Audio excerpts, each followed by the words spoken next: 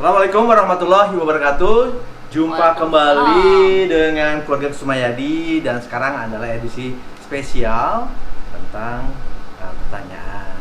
Mengapa keluarga Kusumayadi melakukan perjalanan keliling Indonesia? Silahkan. Tujuannya melakukan perjalanan keliling Indonesia adalah pertama untuk belajar. Terus yang kedua juga melalui perjalanan yang jauh dan terus menerus. Mudah-mudahan kami juga bisa belajar banyak tentang kehidupan, belajar dari kesulitan-kesulitan di perjalanan. Kami pikir perjalanan ini sekali seumur hidup, kemungkinan besar untuk diulang itu sangat-sangat kecil. Betul. Sehingga kami pikir ya udah kami manfaatkan sebaik mungkin, walaupun konsekuensinya adalah waktu yang melar. Dan akhirnya road trip sendiri baru selesai pada di Kalimantan Barat ya, pada tanggal 8 Maret 2020. Jadi perjalanan kami sejak sudah sekitar 1,5 tahun ya. 1,5 tahun dengan waktu efektif di perjalanan sekitar 12 bulan.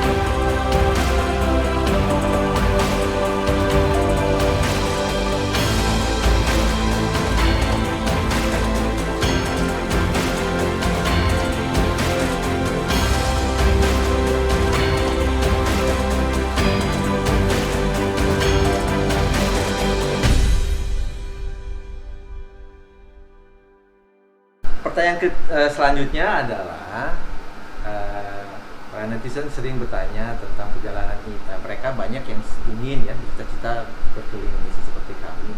Tapi ada juga yang berkomentar, wah ini udah gila. Ini gila. Apa Bu jawabannya Bu? Komentarnya. Sebenarnya sih nggak gila-gila amat sih sebetulnya, karena cuman tidak populer aja, masih jarang dilakukan oleh orang terutama di Indonesia. Sebetulnya kan kalau kita pikir-pikir, kalau orang punya uang lebih gitu ya, uang tabungan, lalu mereka membangun rumah misalnya 10 tingkat atau 2,5 tingkat gitu ya, itu adalah pilihan gitu, dan ini adalah pilihan kami ada tabungan sedikit, kami memilih untuk memakainya untuk membuat sebuah mobil yang seperti rumah, lalu melakukan perjalanan setelah sebelumnya resign.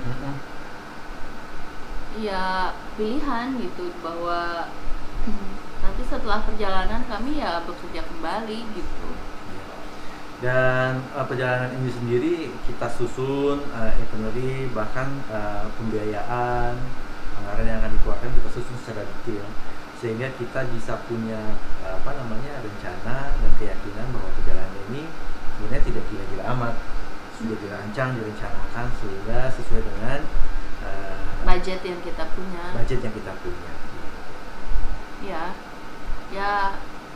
Ya soal pilihan gitu, bahwa ini pilihan kami gitu. Kami memilih membelanjakan tabungan kami untuk sesuatu yang non intangible. Benar ya bahasanya?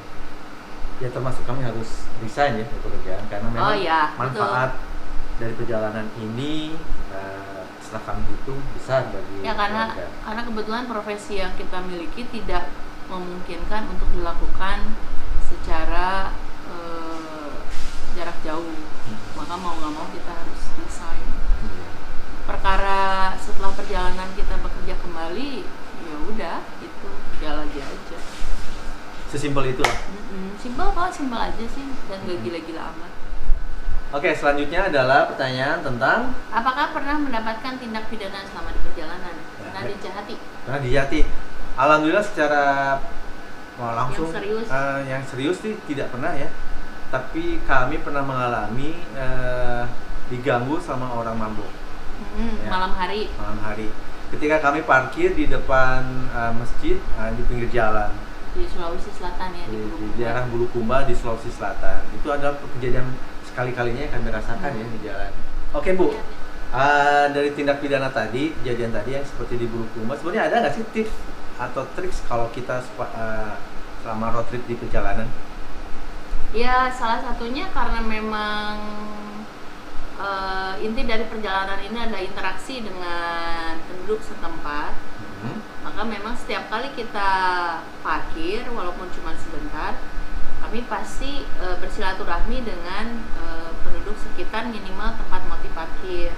Jika itu misalnya di masjid, kami akan usahakan untuk berjumpa dengan kepala masjid atau ketua RT, pejabat setempat untuk pertama minta izin, kemudian yang kedua untuk bersilaturahmi. Betul. Nah biasanya nanti diikuti oleh penduduk sekitar. Mereka biasanya nanti akan ngobrol, bertanya tentang perjalanan kami, hingga lah silaturahmi gitu. Dan itu punya dua keuntungan, kami bisa punya saudara baru. Betul. Dan keuntungan lainnya adalah ya kami terlindungi jika ada kejadian yang seperti kemarin di Bulukumba, ada orang mabuk yang menghampiri dan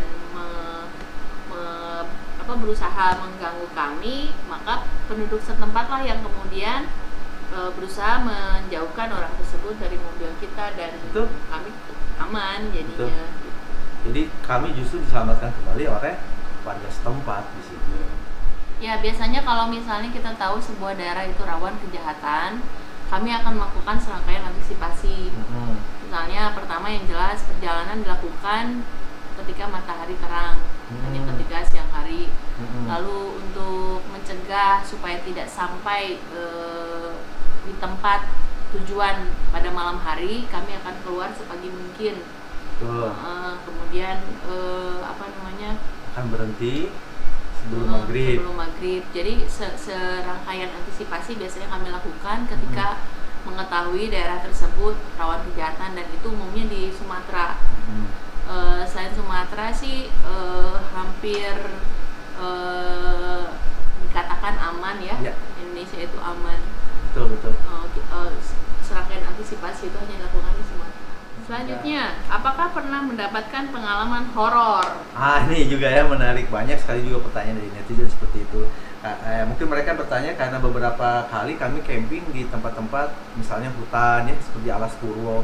Kalau kita searching di internet itu banyak sekali kejadian horor yang di sana. Tapi alhamdulillah ya, selama kami camping di berbagai tempat yang horor, dianggap horor, alhamdulillah sih belum pernah mengalami kejadian aneh. Itu camping, bahkan juga kalau kami dalam perjalanan suka dapat informasi bahwa daerah ini itu angker dan segala macam, kami pun tidak pernah ya. Alhamdulillah. Mudah-mudahan jangan sampai kejadian untuk perjalanan selanjutnya. Oke, selanjutnya pertanyaannya, apakah pernah ditilang karena jenis mobilnya yang unik? Dalam perjalanan ini kami sering diberhentikan oleh polisi ya, terutama kalau itu ada razia khusus maupun tiba-tiba saja kami diberhentikan. Nah, alasannya mereka biasanya mereka akan menanyakan tentang surat-surat atau dokumen yang kendaraan kami. Dan alhamdulillah sepanjang perjalanan kami selalu lolos dan tidak pernah dipersoalkan karena dokumen kendaraan kami lengkap dan sesuai dengan peraturan. Tapi satu-satunya yang pernah kami ditilang yaitu di Padang, ya. Itu karena dianggap melanggar peraturan lalu lintas, mobil kami menginjak garis bukan garis putus-putus di kawasan perempatan. Ya, akhirnya kami ada bicara dan diskusi tentang masalah yang kami hadapi seperti itu. Oke, pertanyaan selanjutnya yaitu terkait dengan pembiayaan. Nah, netizen selalu bertanya, apakah keluarga Kusmayadi dibiayai oleh sponsor? Tidak. Memang ada beberapa kali kami di apa namanya? Masang iklan ya? Ya, ada brand yang memasang iklan dan tapi bukan menjadi sponsor penuh ya. Tuh. Di Sumatera itu Pertamina Dexlight sempat menjadi sponsor kami. Kemudian Mitsubishi Fuso, mereka juga sempat campaign dan mengajak kami untuk bergabung dalam campaign mereka. Yang terakhir adalah Mayora ya. Lalu tapi selebihnya adalah siapa yang membiayai kami sendiri dari tabungan. Itu. Lalu pertanyaan berikutnya, berapa komposisi pembiayaan untuk BBM, makan, hotel dan biaya lainnya? Yang pertama nggak punya komposisinya, belum bikin. Oke, berapa biaya yang telah dikeluarkan? Belum dihitung sampai juga. Sekarang belum dihitung. Jadi biaya yang kami telah keluarkan, tapi yang jelas bahwa untuk mobil aja sekitar 700 juta dan sisanya untuk perjalanan. Ya. Besarnya per bulan yang kisarannya antara 15 hingga 25 juta lah ya.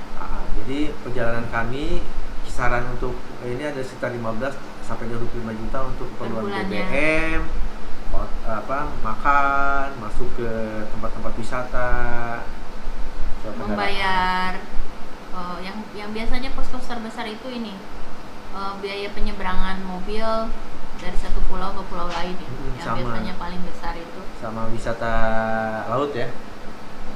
Ketika kita ketemu dengan area yang punya potensi wisata laut yang bagus, biasanya kami selalu sempatkan untuk snorkeling atau hanya melihat itu, dan biaya terbesar biasanya di sewa perahu. Lalu pertanyaan selanjutnya, apa pekerjaan Bapak dan Ibu? Oke, seperti tadi sempat disampaikan, saya adalah mantan Kepala Biro TV One Indonesia di Malaysia. Sementara istri saya nggak mantan sih, sampai sekarang masih geofisika, hanya tidak bekerja aja. Geofisika itu fisika bumi. Jadi pekerjaan saya dulu memetakan minyak bumi di perusahaan ini. Oke. Apakah keluarga Kusmayadi sudah financial freedom? Sebenarnya financial freedom itu apa sih? Ada yang menyebutin di netizen itu yang sudah bisa bebas untuk jalan-jalan katanya. Financial freedom means that you get to make life decision without being overly stressed about the financial impact because you are prepared. You control your finances instead of being controlled by them. Be confident about your retirement. Itu ternyata.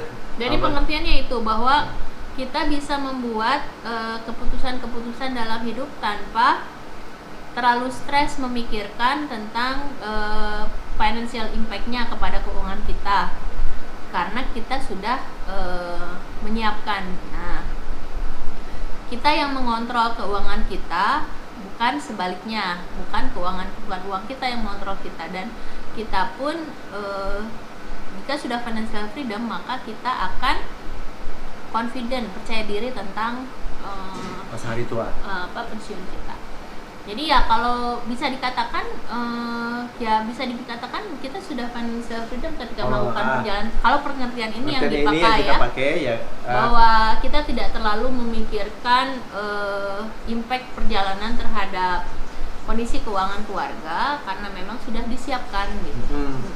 Jadi untuk kalau boleh sedikit sharing bahwa kegiatan keliling Indonesia ini tidak mengganggu masa depan anak-anak sekolah maupun gitu. masa depan kami di usia pensiun nanti ya. Gitu. Lalu tapi kalau misalnya pengertiannya financial freedom sudah tidak bekerja lagi seumur hidup, ya tidak.